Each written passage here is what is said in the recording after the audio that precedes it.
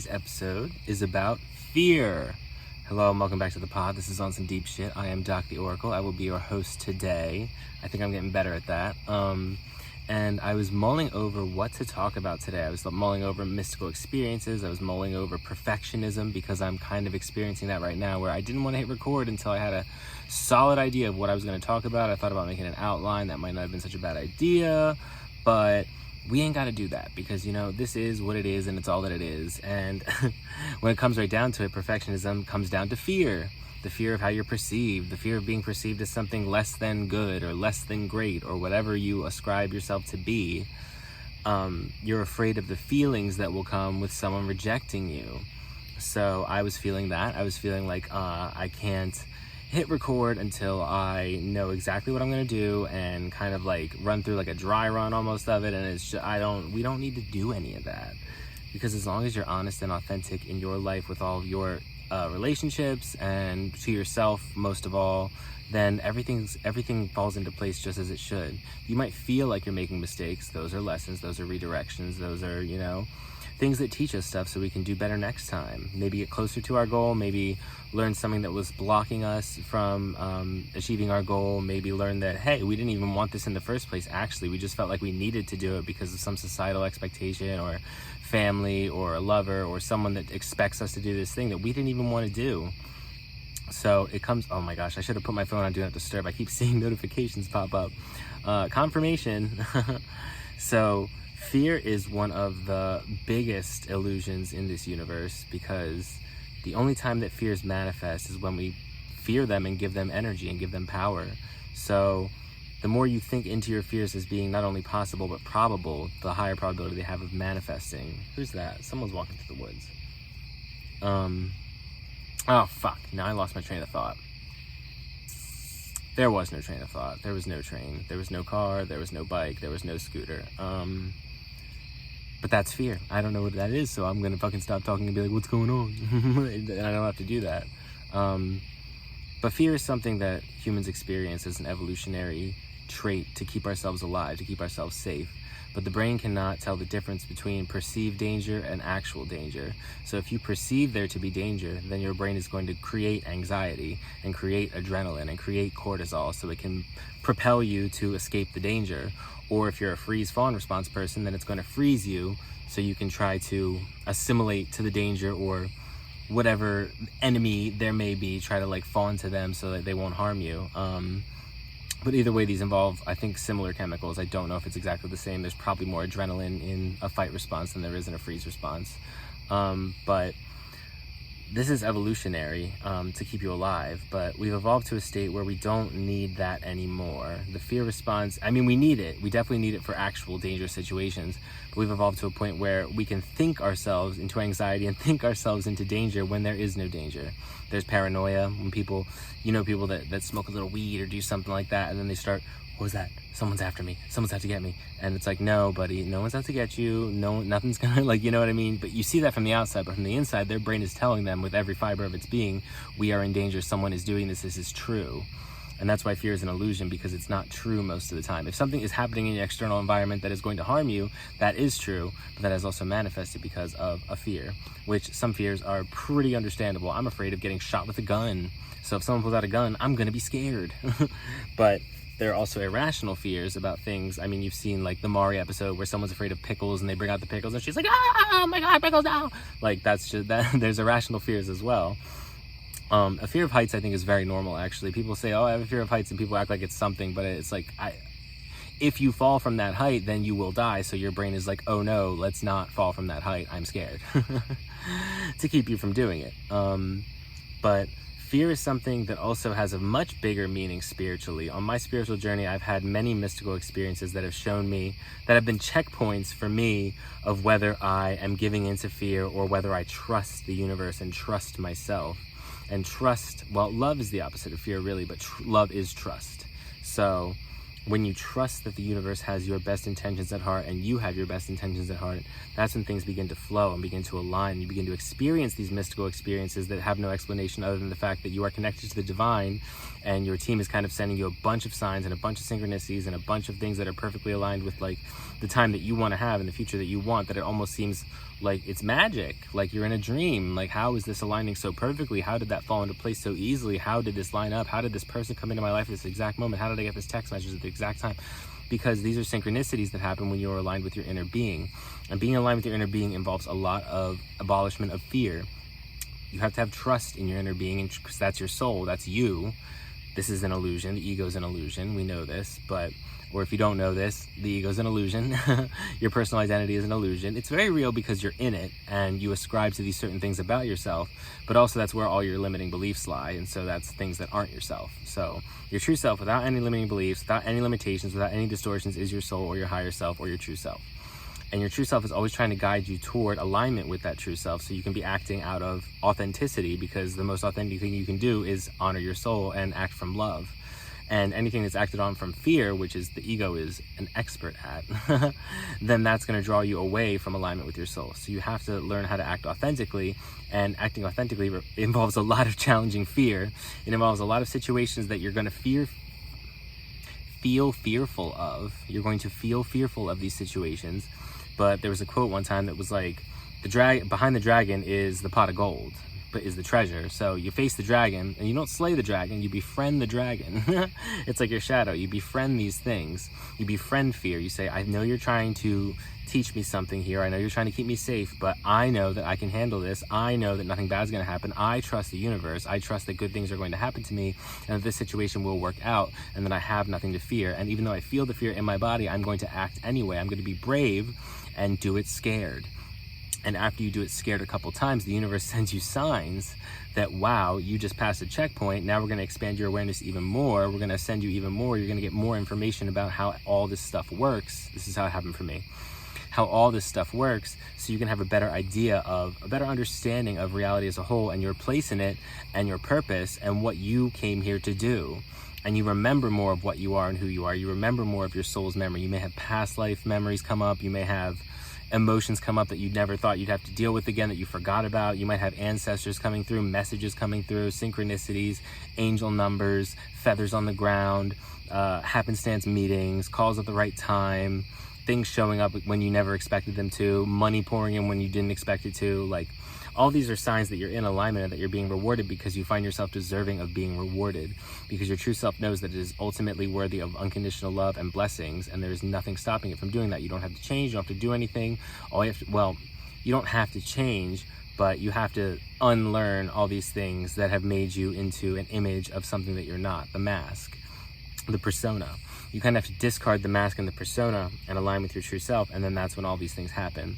And fear is the center of all this, because fear is what keeps you from doing any of these things. It is what keeps you in relationships where you're put down, but you feel like you can't do it on your own. Or it keeps you in situations where you think, I can't afford that, I'll never be able to make it by, I'm just going to suffer in the space that I'm at this job, at this house, at this whatever. And you don't do it because you're afraid. Because misery is comfortable, because at least you can predict it, so your brain feels comfortable predicting the misery. And when you finally face that, when your soul finally experiences enough suffering, you have enough of a draw, you're looking at videos online of like, why is it like this? You're looking up kind of answers and stuff, you're getting into spirituality, and you're kind of questioning the way things are, because it just doesn't make sense how everyone is doing this thing that causes suffering, and yet we're supposed to pretend to be happy. And you reach a level of suffering eventually that opens your mind up to the fact that maybe there's something more than this. You start seeing signs. You start seeing 444, 1111, 333, okay? You start seeing things that feel like more than just coincidences, and you think, what's that? And this slowly expands and has more experiences come to you until information starts coming to you, and you start researching stuff and things start making sense to you, and you kind of suspend your logical mind, because the logical mind is a wonderful, wonderful thing for keeping us safe. But it is very limiting when it comes to understanding the larger picture of things, because it clings to what it knows. It uses past patterns to predict, and the only way to open yourself up to a new future is to not predict what's happening. You have an intention on what's happening. You have a manifestation you're working on by setting the intention and the expectation of it happening, but you don't know how it's going to happen. You're just attaching to the feeling of what it would feel like to have that. And that's what manifesting is. You attach to the feeling of having the thing that you desire until it manifests, because you truly believe that it's coming to you. But to believe these things, you have to challenge fear. You have to challenge the fear that that's not going to happen, that that's not possible, that that's not a thing. You have to challenge the fear of, I don't know this, I don't know what's going to happen if I do that, I don't know how I don't know all the answers right now, and I want to know all the answers right now before I jump. And at some point, you just have to jump. You have to take that leap. For me, it was this year. I'll share my story a little bit. I was in a household where I had a very, very close friend. But this friend was not aware that they were a very big gaslighter and emotional manipulator. They actually tried very hard not to emotionally manipulate people because they said it would be so easy, I have to consciously not do it.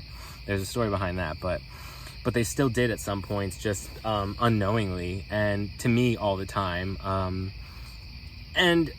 truly think they didn't intend to, but at a certain point, my body got so dysregulated being around this person. I kept trying to make it work and trying to put these thoughts in the back of my head, but my body was having a reaction where I had to keep going back to my room after hanging with this person and breathe and meditate to regulate myself. And it's like, that's when I learned that your body knows. Your body is the vessel, and intuition speaks to you through your nervous system.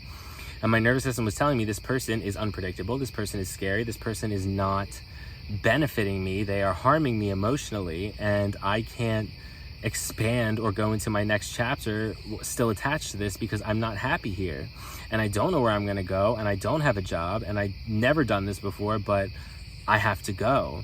And then there was a point where we had a fight, and it was very explosive, and I left, and I stayed with friends for months. I stayed with different friends. I had many mystical experiences at my certain friends' houses.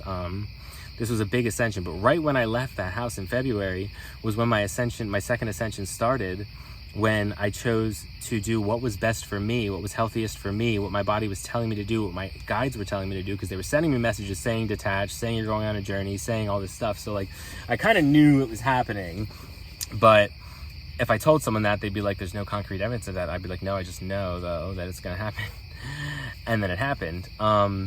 And that was a very empowering experience because I didn't know where I was going to go, but I went anyway. And since June, I have been in a tent in the woods, which is not ideal, but is also just part of the journey. I recognize that. So I'm learning to cope with it, learning to live with it, learning to embrace it.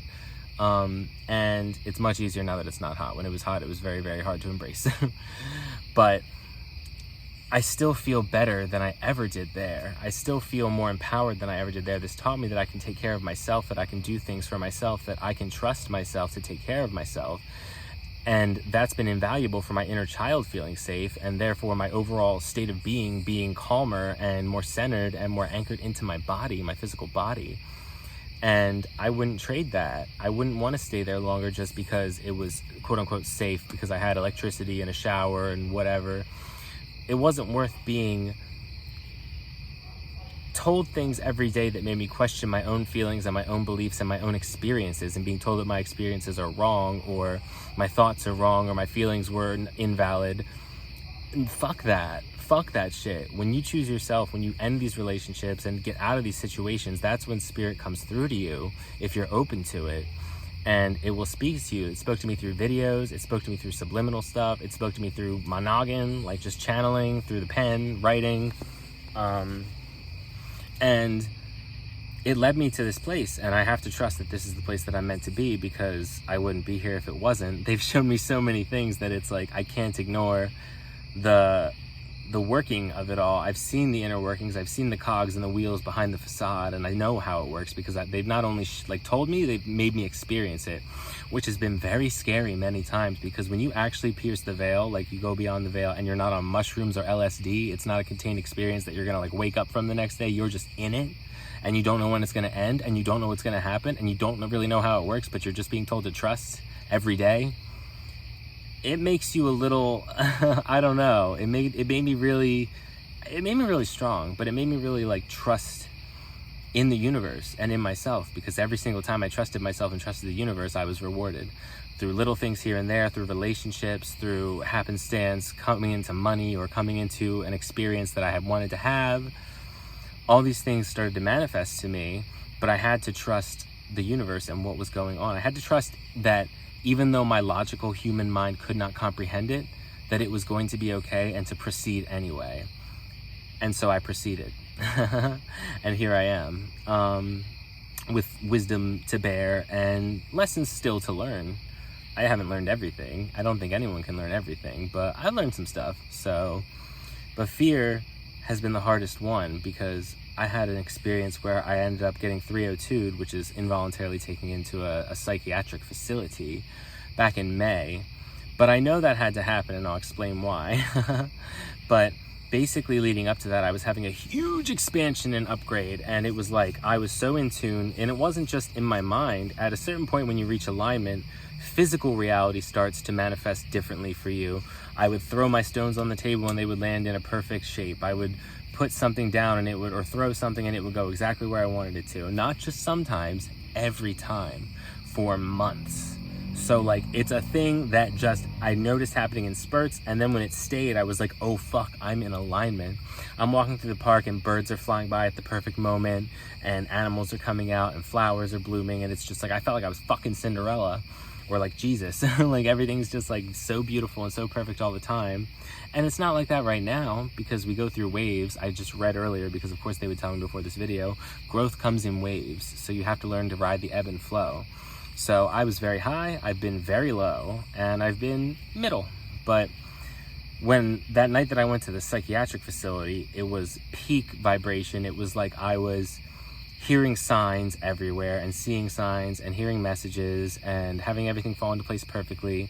It was the moon was smiling, literally. They called it the smiling moon. It was like a once in a while thing where the moon looked like it was smiling at you. My friend pulled a thing out of his garden and said, "It's time." And they were telling me it's time, but it was like THYME, like time. But I was like, oh fuck, it's time. Things were beeping. I was seeing my angel numbers, and I was like, oh my God, it's time. And Spirit was just like, just let us take you. Like, you know what I mean? Just relinquish control, trust. And so I did. And I ended up yelling in the street. But it was very comedic, in my mind anyway. But I had premonitions of what was going to happen the entire time. I knew this lady was going to come say this thing, so I would cut into it with a joke.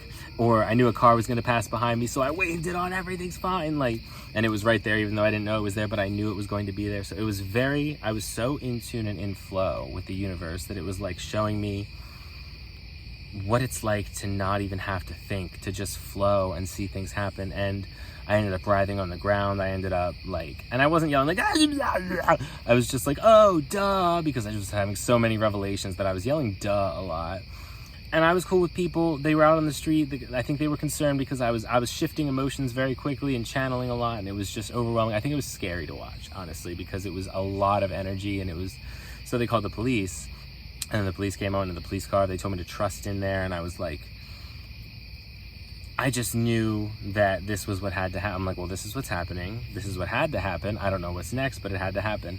And they sent me a message of like, no duh, but the no duh was to love. It was like, oh no, we love you, no duh. But it's hard to explain out of context. Thank you. But I'm sure it's kind of seeming like I need to go to the psych ward for that. But I did, but not because I was crazy, because that was a test when the people like not accused me, but asked me if I was like okay, but like in my head it was like, are you crazy? And I'm like, no, I'm not crazy. I know what I experience is real. I know these beings are real. I know higher consciousness is real. I know that I've experienced this. And that was the test. And that's why I had to go to the psych ward, because even when I was put in a place where people were telling me that I was not well, which I was manic, let's be real. I was manic. I was very speedy speeched. I was very, but I wasn't having delusions. And some people might say, well, that sounds pretty delusional. But to that I say, I know what I experienced. It was a lot of energy. Anyone would have been in mania had they experienced what I was experiencing up to that point and at that level of ascension. But Spirit had to have me prove to myself when I was in this space where people were telling me I was ill, no, I know what I experienced. I know that I am divinely guided, and I know that these things are real, and I don't doubt myself anymore. That was like the final test of self-doubt, where I was like, no, because the first time I went in the psych ward, I was very like all over the place, and I had a long-term fear of like being taken away to the psych ward. Wow, I had a long-term fear of being taken away to the psych ward, and then I got taken away to the psych ward, and I was chilling with it because I let Spirit take me, and I trusted. But it took me a lot of shit to get there. But once I challenged that fear and went through that, when I got out of there, I was like, fuck, that was a wild experience of just being guided by Spirit and letting go and proving to me that I am that these things are real, because mystical experiences need to be validated. When you have a mystical experience, something that defies logic, something that defies the laws of physics, something that defies the common view of reality that manifests physically, isn't just in your mind. I mean, you need to validate the ones in your mind as well.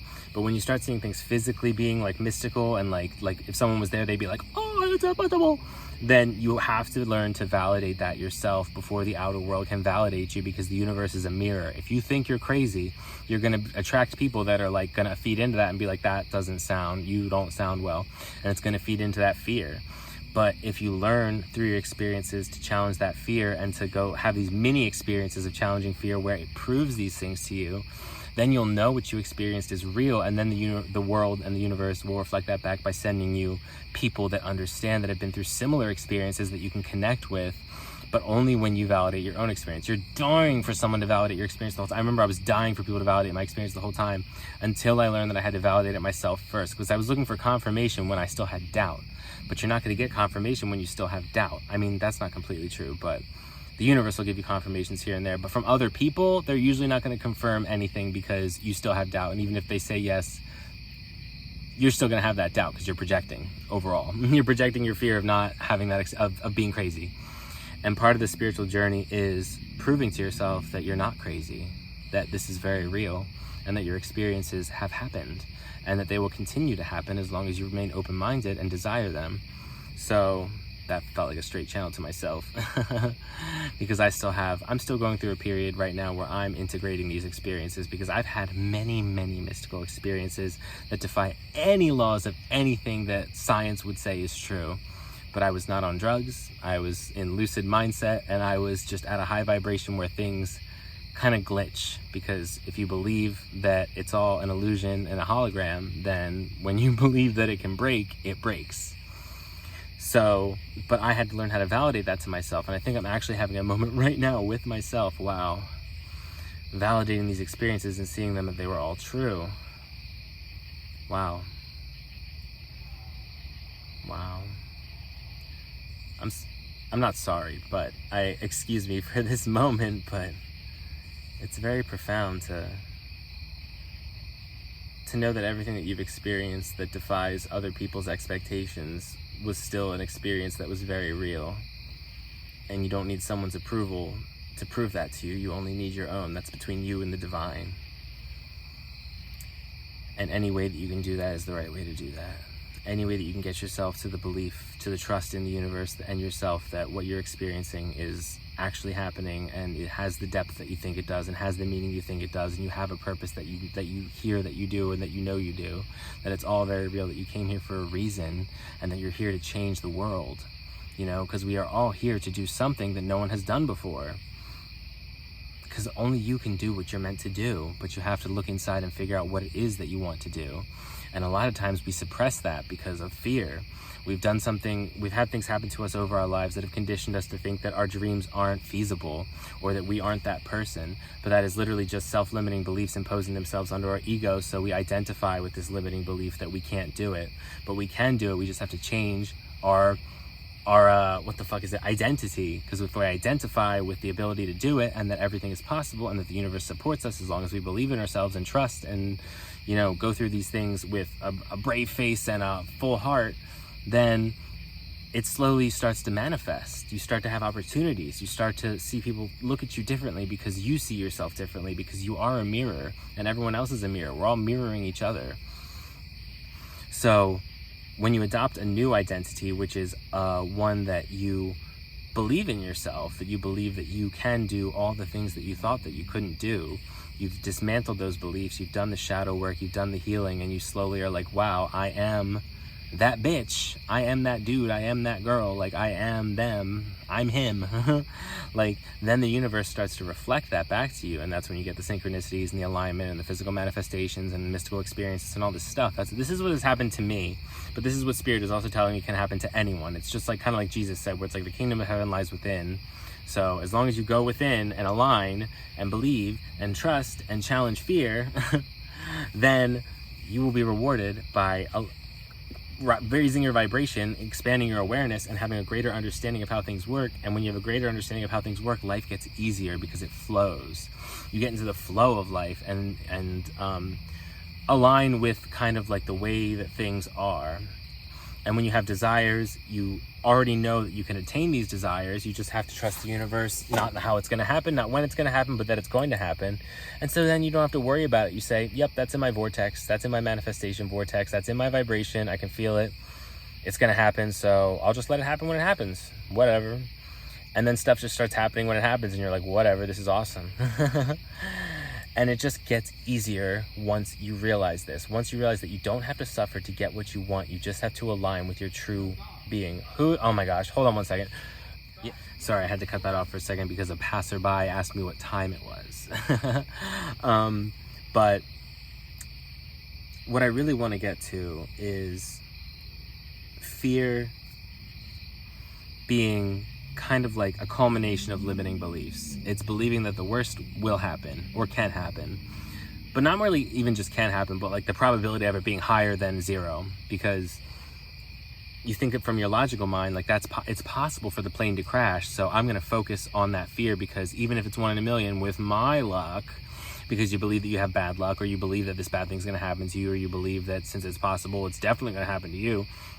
And with that strong of a belief, it strengthens the possibility of it happening. I'm not saying you're going to crash in a plane because you're afraid of it. There's many other observers there that are not going to believe that, and then it's going to be fine. The pilot's good. It's fine. But as an example, if you fear being socially ostracized, then you're probably going to do something at some point that's so embarrassing, and you're going to be like, I knew this was going to happen. It's like, yeah, you believed it was going to happen because you ascribed to the negative timeline of that happening to you. When you condition yourself to dismantle these limiting beliefs and start experiencing positive experiences because you challenge fear, and experiencing a better outcome than you used to expect because you didn't fear it, then it starts cementing in your head that fear is an illusion, and that if I trust that good things are going to happen to me, I don't have to worry because good things are going to happen to me, and that fear manifestation isn't going to be able to manifest because I don't give it any energy, because I know it's not real. It's an illusion. It only gives power when I give it power, and when I give it power is giving it attention. So if I just kind of watch that go in my mind and go, oh, that's a fear. Oh, that's a fear. And let it go, then you start kind of just automatically focusing on the good and automatically expecting good things. You reprogram your brain, your neural pathways to expect good things. Your amygdala chills the F out because it knows it doesn't have to be afraid anymore, because you don't feel afraid, because you believe you're safe, because feelings come from beliefs. If you believe you should be afraid because the bad thing's going to happen, then you're going to experience anxiety because you believe that it's true. If you truly believe that the good thing's going to happen and the bad thing's not going to happen, you don't experience anxiety because your body isn't panicking, because it feels safe, because you believe you're safe. When you cultivate a feeling of safety within your body, then you are chilling in every situation. I know this because I experienced this. I used to be an anxious wreck. I used to be a mess all the time. I was afraid of it. My friend, when I moved into their house, he gave me $20. He was like, hey, can you go down to the convenience store down the street and get me a pack of cigarettes? And he said I look like a deer in headlights, because I'd never been out there before, so I didn't know if it was safe. I didn't know if someone was going to mug me. I didn't know. I was terrified to go to a store just because I hadn't been there before, so my brain couldn't predict it. So I was scared. That doesn't happen anymore. I walk around the forest at night. It just doesn't, because I know that I'm safe, because the universe has shown me time and time again that I am protected, because I believe I am. If you believe you are protected, if you believe you are good, you will be good. Belief is the root of all manifestation. Belief is the root of all there is. If we believe that things are possible, they become possible. If we believe that things aren't possible, the universe reflects that. So if you believe that you are safe, if you cultivate this feeling of I can handle anything that comes in me, even if the bad thing happens, I will deal with it, but it's probably not even going to happen, then it's probably not even going to happen, and then it doesn't happen. And then you're chilling the next time something happens, because you're like, I already know that this isn't going to happen because I'm not giving it that probability of attention. So that's at least how I work. The last time I was scared, oh my God, when was the last time I was scared? I think I was too stoned and I got like anxiety, but I wasn't even scared then. I was just like experiencing anxiety, so I like felt it in my body, and so it felt like fear, but I just breathed through it, and then I was fine. I didn't attach to any narratives in my head. But like, I can't even remember the last time I was like truly like frightened and like actually believed something bad was gonna happen because of that like fear. Like, because I trained my brain to be like, yo, it's cool because of what I've experienced mystically. And to have these mystical experiences, ironically, you have to challenge fear. But once you start challenging it, it gets way easier, because again, it starts proving to you that you can not only get through it, you can abolish it by not believing in it anymore, because you just keep manifesting good things, and then the fear stuff doesn't fucking happen. And if a fear thing does happen, then it's probably a lesson you can look at and say, what fear matrix still lives in my mind that manifested this event? Am I feeling unsafe? Am I feeling like someone's going to get me? Am I feeling like I can't trust myself and therefore I won't be able to handle something, and therefore something's going to happen to me that triggers that, until I actually start believing that I can handle it, because I handle it every time. Even if it doesn't feel like it, I always get through it, and I always will. So like, you have to be brave, and everyone is brave. It's brave to continue living in this world. It's hard here. It's dense here. Fear manifestations happen a ton until you realize this stuff. So like, you think it's a dangerous place in that world, and then the world mirrors that back because of where you put your attention. So when you start to look at the world as not a dangerous place, but a place of polarity and contrast, good and bad, high and low, this and that, then you can start attracting the good, the high, the this, and not the bad, the scary, the that. And those things still exist, and you can acknowledge that they still exist. Don't put your head in the sand and ignore the bad things happening in the world. I mean, you can give as much attention as you want to if you want to be aware, but don't give too much, because if it's something out of your control, then it's a waste of energy to be scared of it. And that's the other thing, is fear takes energy, because you're continuing to be afraid of something. You're avoiding something now, so you're putting energy into avoiding something, and that's only drawing it closer because you're avoiding it. Because a lot of times the things we avoid are going to come and hit us and trigger us, because we're still living in that fear cycle. So the universe is going to keep testing us until we get over it. So you might as well work now to get over it, because it's going to keep getting thrown at you until you get over it. That's just how the law of attraction works. So we like receives like. So just like positive gets positive, fear gets fear. So I guess what I'm saying is that it would behoove people to look into why they're afraid of something. And if it's very logical, that makes sense. Like, I'm afraid of getting mugged and getting stabbed. Okay, what are the odds of that actually happening? And why are you so unnecessarily afraid of it? I mean, maybe you live in a bad neighborhood and that actually happens more commonly, and you should take precautions. I'm not saying this is just don't be afraid of anything and walk into danger. Like, use your discernment. If there's a dangerous situation, then obviously afterwards I would say, well, did this manifest from a certain thing? But also, like, coach yourself through and keep yourself safe. Like, sometimes the fear is there for a reason as well, but ultimately it's manifesting from a place within you. And I know that can be a big, like, people would argue with me about that. Be like, oh, well, someone passed away because of something bad that happened. How was that a manifestation? I don't have all the answers. I don't know if that was in their soul contract. I don't know if that was like, and that might seem very woo-woo to some people, but this is what I believe and what has been shown to me through the many experiences that I've had. And I'm willing to talk to anyone about it that has any questions about why I believe what I believe, because I will tell you. I don't think there's anything left that I believe that I can't explain why I believe it. And if there is, I would love to know so I can dismantle that if it's something that is incorrect. I'm always searching for the truth. I'm always searching for the right thing. I'm always searching for the ultimate, like, highest resonant, like, this is why this is. And that's what led me on the spiritual path, because spiritual people ultimately are seekers, and we cannot tolerate the lack of truth. We cannot tolerate conforming just for the sake of conforming because everyone's doing it and because it's safe. Something about that doesn't feel right. It makes us miserable until we finally start seeking and getting these answers and challenging the fear of the unknown. It's the fear of the unknown is really what it is. What we don't know, we fear. And when you train yourself to expect that the unknown is going to show you good stuff, it's going to show you cool stuff, it's going to show you stuff that expands your awareness and makes everything fucking better, then you start seeing that and you're like, oh shit, this is dope, fuck fear.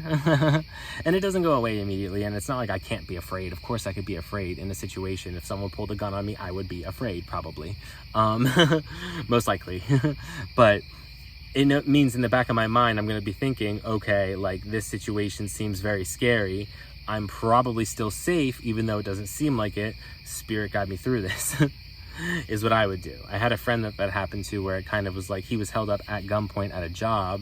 He was selling marijuana at the time, and someone came in with a gun and told him to get stuff, and he said he just didn't even, he like let go of control and just was like moving like with spirit. Like, they were just like, he didn't even care. He was moving slow because he wanted the guy to be pissed off that he was moving slow. And I'm like, didn't you fear for your life? He's like, no, like, I was just moving automatically, like something took over. And so it's like, that's kind of what I expect to happen to me if that happens. So even in that situation, I'm like not afraid. But like, you know, my human self will probably see like an instrument of death and be like, oh no, that could happen because it's in front of me now. But it's hard to say, because anything that I'm predicting is just projecting a reality that I might expect to exist but may not even happen. So once fear kind of becomes befriended, that kind of is the changing point, I think, when you start challenging it and you have these micro victories of, I was afraid of this thing happening, but then something unexpectedly good happened instead. And then again, and then again. And it's like, oh shit, challenging this is actually liberating, because I'm pushing through something that feels uncomfortable and being rewarded for it every time. Fuck yeah.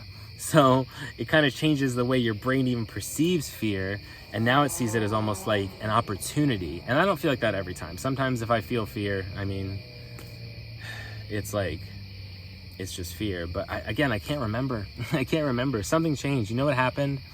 Something changed when I went through this second ascension, when I just got a notification to pray.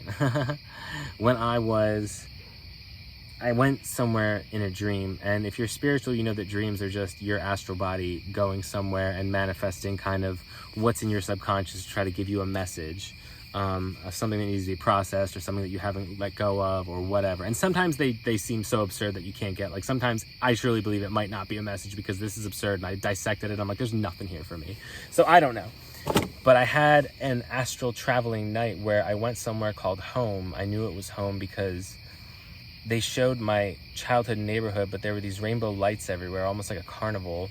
And there was a bunch of people there, and I just knew, I came to the realization, not only the realization of knowing, but the feeling of everyone being me, of the oneness. And when people looked at me, it was like I knew it was me, so I had nothing to fear because I don't want to hurt me. So it was just this ultimate feeling of love and trust from everyone around me. And then they showed me some other stuff. They showed me like incarnation, how it's like we have like a checklist of things we want to experience, and then when we come back we check them off, and then it's like, okay, next lesson. And then like a big like sign came up, almost like at a basketball court with like the digital things, like next lesson. And then we shot back down, and it's the next lifetime, and then we see what lessons we learned then, and then we come back up. And so, but this place felt, it was very real, and it was very, Spirit showed me so I could be sure. So I could finally, like, I earned that from my trust. Was like, oh shit, here's how everything works. We're going to show you in a way that you'll never forget. And I never forgot. And ever since then, I woke up and I was like, fear is different now, because I have an ultimate trust in the universe and higher consciousness and myself, because we are higher consciousness being funneled into a body. I have so much trust in all that anything that happens that's fearful, I know I'm going to be okay, because I believe it. So even if my body is having a reaction, my brain is like, this is fine. You're going to be fine. Everything's okay. Stay grounded. Stay centered. And so, but the way that I used to feel fear was panic attacks, full body burning sensations, shaking, losing proprioception. I don't know where my limbs are. I can't find my face because everything's fucking feels weird, like shooting up into my brain and just ruminating and feeling the pit of my stomach drop over and over, and just dry mouth and chatter, and just like, oh my God, I want to jump out of my skin. I don't want to be here experiencing this. I would do anything not to experience this right now. And so that led to a lot of drug use and mostly marijuana, but I also had Klonopin, although I never abused my Klonopin, which was good. I made sure that benzodiazepines can be very addictive, and I didn't want that to happen to me. So I was very adamant about how many of those I took, but I would take them when I was feeling anxious to make it go away, instead of staring at the anxiety and asking it, why are you here? Why don't I feel safe? Why don't I feel safe in my environment or my brain? And for me, it was because I had experienced those depersonalization, derealization episodes that were fucking horrible, and depression and anxiety and stuff. So it's like my ultimate fear was being flung back into one of those. And so that always kind of was like at the forefront of like almost panic attacks. It was like, oh my God, I'm going to get thrown into it, and I'm going to be stuck for months, and I'm not going to be able to do anything, and it's going to be horrible, and blah, blah, blah. And so my brain was scared to be in the space that it was in, experiencing the anxiety, and so it created more anxiety, and that builds until you have a panic attack, which is kind of like the ultimate fear. It's like the loss of all control, and just the ultimate fear of like, I can't escape this situation because it's happening in my mind. I'm gonna freak out, and then you freak out, and it doesn't really help anything, and you feel terrible, and then you feel kind of bad afterwards too, but at least it's over. But I would feel that, or just like I would freeze a lot, in social situations mostly, not in like situations in like, well, I guess if I had to go somewhere that I thought was scary, but that didn't really happen much. But if I was in a situation where another human being felt dangerous, or it felt like I was going to be like shamed or like rejected, then like I would freeze up. That was my go-to response, was like dissociate, or like just like fucking, it felt like sometimes like I couldn't move or I couldn't speak. It was just, there was nothing there. It was just like, I can't override this. It was so hard to override that freeze, because your brain's changing, your chemistry at the time, and it's making it, and like which parts of it are working, and it makes it so like you do freeze because you're perceiving danger, even though the danger is just a social interaction. Since we're social creatures, then that could be, back in the day in the tribe, rejection could mean being ousted and exiled, and then that can mean death. So it makes sense that we would freeze and have fear in those situations. And I think honestly the place people feel the most fear is usually social interactions. The fear of being rejected, the fear of something we're insecure about being called out and making it question our worth, or some behavior that we have that we're not proud of being brought up, and us having to defend ourselves, and our ego going into defense mode and lashing out, and then we feel terrible afterwards because now we fucking feel like we lost it and we don't have any emotional control. Because I know I feared losing control a lot of my life. I feared losing control of social situations where I get thrust into that inner child state of when I was rejected as a child, when I was bullied as a child, when I was just ostracized because I didn't know how to socially interact with people. I wasn't taught. I'm also neurodivergent, so I'm just, I guess, different than other kids a lot of the time. And so that would take me back into that space sometimes when I felt social rejection as an adult, and I didn't want to go back to that space, and I didn't thank you, confirmation train. Let's wait a second. Okay. And knowing that I could, I'll wait.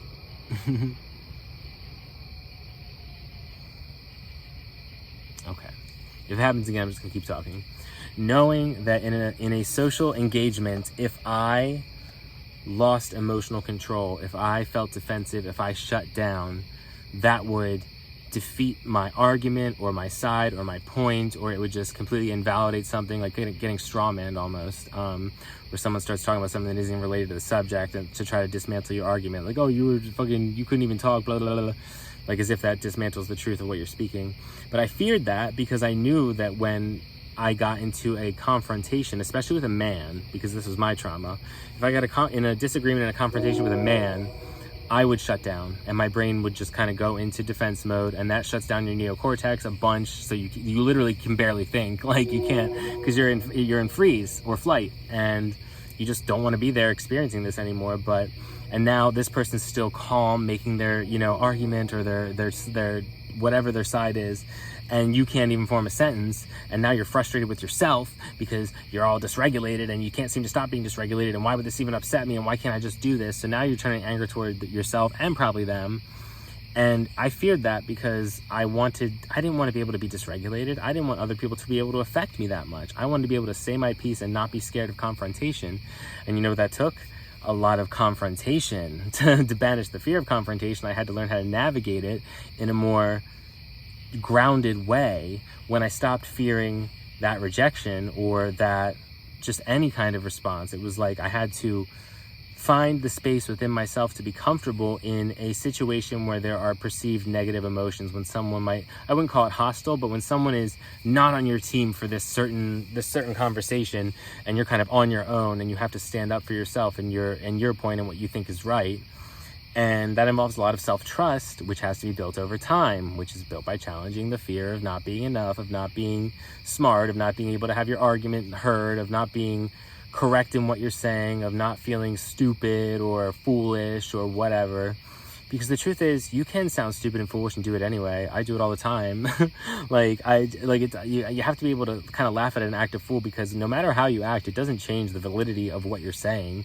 If you're speaking truth with someone and someone disagrees, you don't have to justify it to them. You don't. So like, you just think you have to justify it because you think you need their approval, because if they say it's not true and you say it's true, then you're going to feel like, well, they don't believe it's true, so this is going to discount me in some way. And it's like, no, it just means you have a different belief system than someone else. And if they think less of you for it, that's on them. Because I don't think differently of people that have different beliefs than me. I just think they're at a different spot in their journey, and they've had a different experience than me, with many different interactions that I haven't had, and much information being taken in that I might not have seen. And so they have a different belief system than me, and that's okay. And we can share and talk and compare if we want to. And if someone gets mad, we can talk through that. I don't get dysregulated anymore when that happens.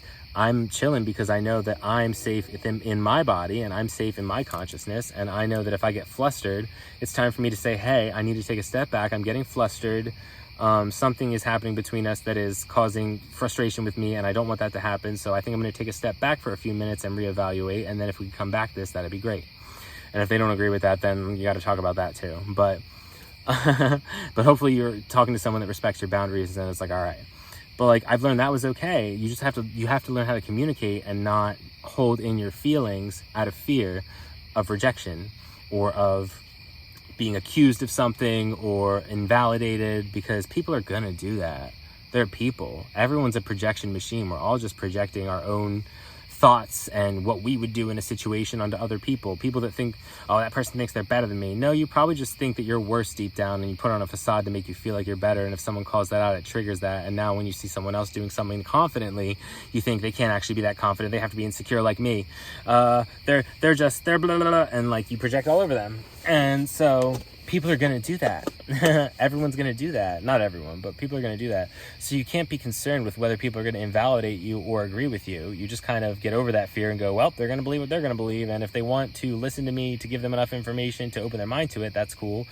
If they are stuck in their kind of rigid mindset of, I know what I know and no new information is going to change what I know, then you can just be like, well, then I'm going to stop having this conversation, because that's not worth my energy, because I don't need to convince you. And no matter what I say, it's probably not going to convince you anyway, because people don't bend to facts. They really don't, unless they're very, very like reflective people that are like open-minded and actually like take in the information and think, wow, seems to have really happened. I'm going to modify my belief system.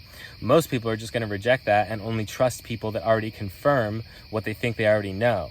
And so when they get confirmed what they think they already know, they feel safe and they feel heard and they feel validated. And so they're going to keep trusting that person, even if they're peddling lies, and their brain is going to come up with excuses on why they're not lies. We see this in politics. When there's blatant lies and you can prove it, but people still aren't believing it, it's because they don't want to believe that, because that conflicts with what they think they already know, and their ego wants to be comfortable. So it's going to hone in on what it thinks it knows and confirm that instead, no matter what the cost, because it's very uncomfortable for your entire belief system to be dismantled and have to rebuild it. I've gone through that. I can't say I almost went crazy. It felt like I was going to go crazy. It felt like I wasn't going to make it out of it with my mind intact. It felt like I was going to end up in a psych place, but I didn't. Well, I did twice, but only short term. And I've come out of it a much stronger, grounded, and like self-knowing person. But most people aren't going to do that because it's fucking hard. And I only did that because I was guided to do that through my experiences. It kind of felt like the only path at a certain point. So no, not everyone has to do that. But being open to dismantling beliefs about the world and people and reality in general is a great thing to be open to, because the truth of things is much bigger than the logical mind can comprehend. And if you don't want to know that, that's fine. If you want to think that's gobbledygook, that's also fine. But I know what I believe because I know what I've experienced that has defied many, many, many people that would say that's fucking nuts. So, which brings me back to validating your experience. So, validating your experience comes when you abolish that fear of being crazy or not right, or that you have to be perfect, or that you can't make mistakes. Once you learn, I can make mistakes and I'm still chilling. I can look a fool and I'm still chilling, because it doesn't reflect who I am as a person. It's just something that's happening. because no one has any more or less value than anyone else. People have different things to bring to the table, and some things might seem more useful. If someone's like bioengineering a cure for cancer, that might seem more than like some guy working at McDonald's. But we all have our place in the totality, and you also don't know what that McDonald's guy's gonna do in his future. He might write a fucking novel that sells fucking on Oprah's bestseller list or whatever. Like, everyone has the same core human value in life, like of human life. So thinking that I'm less than someone seems stupid to me now. I've modified that belief from the capitalistic view of you are what you produce. And now it's like, me just being is magical. When I talk to people, it's fantastic. I get a lot of value from that. They get a lot of value from that because I worked very hard to know myself and to educate myself on the workings, not only the workings of the human mind, but of reality itself through spirituality. I worked so hard on that now when I talk to people, it resonates with them because I know so many truths, what I believe to be truths, and I'm going to keep saying what I believe because I don't want it to activate anyone's ego thinking that I know better than anyone else, because I don't think I know better than anyone else. I just know what I've experienced, and I can't discount that. I can't. I just can't, because I know I validate myself. So validating yourself comes from moving through that fear of what you're saying being wrong, or having someone be able to dismantle it, and you questioning yourself or being gaslit into thinking. Like, when you have a loose grip on what you believe, it's very easy for people to jostle it, and you have to anchor that into an actual belief of like, beyond any doubt, any reasonable doubt, this must be the truth because I've experienced this, this, and this. Before that, it's faith, which is also very important. When you haven't seen the 3D manifestations yet, but you have faith through your synchronicities and different little events here and there that something bigger is at play. And then the big things come and you're like, well, now there's no doubt. And then that's really when you step into this empowered space of like, I'm not afraid anymore.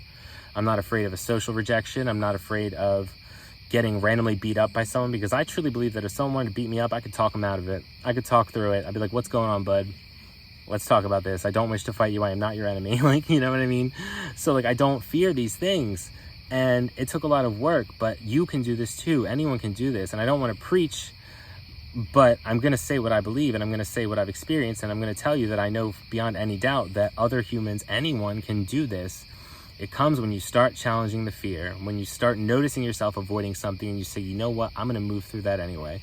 I'm scared to take a different way home. I'm going to take a different way home this time. Now, again, be discerning. If you're in a bad neighborhood, like, you know, don't, but if it's just, if you feel like it's an irrational fear of something that's just like, you know what, this is probably not going to happen, but my brain for some reason can't get over it and it's making me want to avoid it, challenge that, don't avoid it, face it head on and see what happens. And sometimes something shitty will happen and you'll be like, oh no, see, the shitty thing happened. Another test, try again, different approach. Because you must still believe.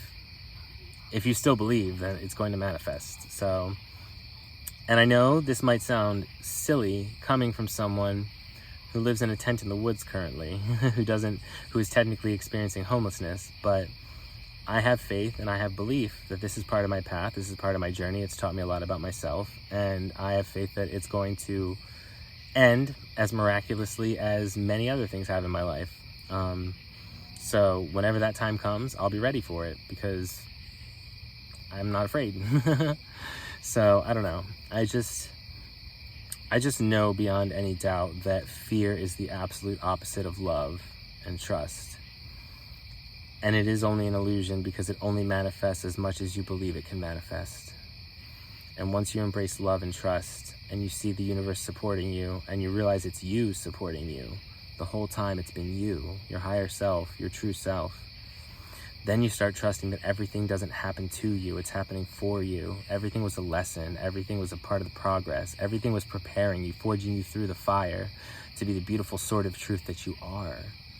Everything has been preparation up to that point until you finally, thank you for the confirmation siren, until you finally face fear head on. It controls you, it rules you. You're run under an illusion and you see the world through a distorted lens of fear, of bad things happening. But you can change that bit by bit, and soon your brain will start expecting good things to happen and expecting to be safe, and then you'll see that every time you're safe. And then you really don't have to fucking worry anymore, and it's such an easier space to live from when you don't worry anymore. Not that I don't get caught by worrying about stuff. I don't really worry. I might think about it and be like, oh, that's probably something I should deal with. But I'm not like, oh God, I'm more like, oh, if that doesn't happen, that's going to suck. But like, then I try to bring myself back into alignment where I'm like, well, it's going to happen when it's going to happen, whenever it's divinely timed for me, and everything is fine. Because everything's fine. The only things that have happened to you that aren't fine were meant for you. And I know that might be hard to hear for things that have been traumatic, but in this earthly realm, we have to go through trauma so we can later heal from it and use that as a tool to teach others that are going through the same thing, that not only can you cope with it, but you can get through it and get out of it and come out stronger. You're a beacon for other people when you go through these experiences, and that's why it's important that you share your experiences. But to share them, you have to validate them with yourself first, because otherwise you're going to feel like you're lying. You're going to feel like an imposter. When you validate them to yourself by challenging all these fears, then you become a beacon for other people. You start sharing your story, you start sharing your experience, and people start seeing how you are not only coping with it, but thriving. Then they see, wow, I could do that too. If this person made it out, that's going to give me hope. You're a beacon of hope. And that's what you need to be in this world. That's what they tell me all the time. I need to be a beacon of hope for other people, that they can get through this. And so me being homeless is just another chapter in the story to check off in the future for sympathizing with people that are experiencing homelessness and saying, hey, I got through it. Here's what I did. Here's what helped me through it. I know this is experiences for that because they fucking tell me. So it's very obvious at this point that this had to happen so I could pass it on as an experience to other people and share it and get other people through it. So, but that's what happens when you validate your story. You start to get an urge to create and to share and to let other people know that they can get through it, because ultimately when we choose love, the opposite of fear, and trust, then we feel a calling to help other people, to serve other people. And because that's the basis of love, is that loving oneself. And since all is self, separation is an illusion in this dimension, all is self, then when you start to love yourself, it gets reflected right onto other people, and you start seeing them not as their bad habits or as their past or as the identifications that you've slapped onto them subconsciously, but just as other beings that are here for basically the first time and are still learning how to navigate things, and you find compassion for them and understanding, and suddenly you don't have as much hate in your heart or distaste for people or find people to be annoying or whatever, because you understand that they're all going through the same, not the same thing you're going through, but different versions of the same thing. They're all suffering in some capacity.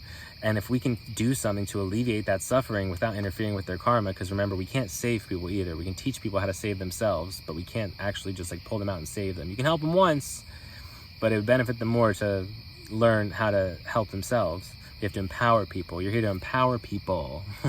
If you identify as a light worker, this is true. You're here to empower people. You're here to instill hope, and you're here to speak truth and share. So abolishing fear is the biggest part of that, because you can't share something that you don't believe in. Then you're going to sound shaky and people aren't going to resonate with it, and they're not going to believe you because you don't believe you. You have to believe you. These things happen for a reason. You get these messages for a reason. You see these synchronicities for a reason. It's all for a reason. And it's to empower you and to elevate you and to remind you of who you are at a soul level. You're so fucking powerful. You're so fucking powerful. But we forget, because we experience fear here, and then fear manifests, and then we feel weak, like we can't handle it, even though we get through it every time, even if we do it scared. And then we fall victim to that, and we get into a mindset of beliefs about fear, and then we assimilate to that reality of just everything sucking and being scary. And then that manifests in your physical reality, and your physical reality becomes scary. And so this work is so important to do, because it literally changes your physical reality. It literally changes what manifests in your world. Your world is a projection of your inner state. It is a mirror. That is the mirror effect, literally. So if you live in a fear matrix, you're going to manifest things that you're afraid of, and unless you challenge them, it's going to keep ruling you. So when you actually start doing these things that scare you, and it starts changing your physical reality, you're going to feel so fucking powerful. I know I do, because 90% of people don't fucking do this. And when you choose to do it, and you don't need validation from anyone else that it's brave, you don't need validation from anyone else that you're cool or that you're strong, you see it for yourself, because you go through these experiences, change your belief system, change the outcome, watch your fears dissolve, and step into your power. And your power is love. Love is the ultimate power of everything. Love is the ultimate truth of everything. Caring for yourself and caring for others is the ultimate truth of everything. The heart is the portal to everything. So opening your heart, this is getting very deep, but opening your heart involves banishing fear, because fear is what keeps your heart closed. Fear of rejection, fear of, oh no, this relationship's going to go bad, fear of, oh no, this person's not going to like me, fear of... And when you challenge the fear, it starts chipping away at that block, and suddenly your heart starts opening and things start becoming more vivid, more visceral, more loving, more joyous. You find gratitude and you find joy in moments that you never did before, and you suddenly don't need all these material things because you have everything you need just going into nature and looking at flowers and hanging out with your homies. Do you still desire things? Yes. And can you still have material things? Yes. But you don't depend on them as this ethereal idea in your head of, once I get this, then I'll be happy. You're already chilling. You're already happy. You're already vibing. And is this every second of every day? No. But my baseline state when I am regulated is pretty chilling with everything, pretty okay. I'm in a pretty good mood. I'm being positive. I'm manifesting positive things from being positive. People like me because I'm positive. People gravitate toward me because I empower them and instill them with hope. People, and I don't need them to like me. There's some people that don't like me, and I know that they don't like me because I'm just activating their shadow and activating something they don't like about themselves because I'm too authentic. But that is okay, because everyone's at a different spot on their journey, you know? So, but when you're positive, when you learn to challenge fear, you become more positive automatically, because you're not assuming the worst is going to happen. You know it's going to work out. It always works out. It might not work out the way you think. You might end up in a fucking tent in the woods, but it teaches you lessons, and you accept it as it happens, and you surrender as it happens. And even though it's still hard, you do it.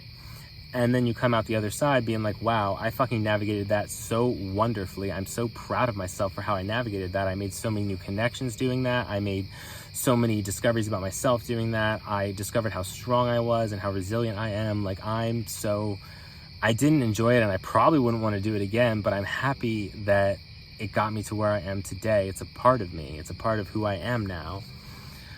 And so you learn to look at things that are negative, because things that seem negative are still going to happen, but not from fear. It's more from teaching you a lesson on your journey to elevate you even more and expand your awareness even more. Once you start expanding your awareness, it don't stop, baby.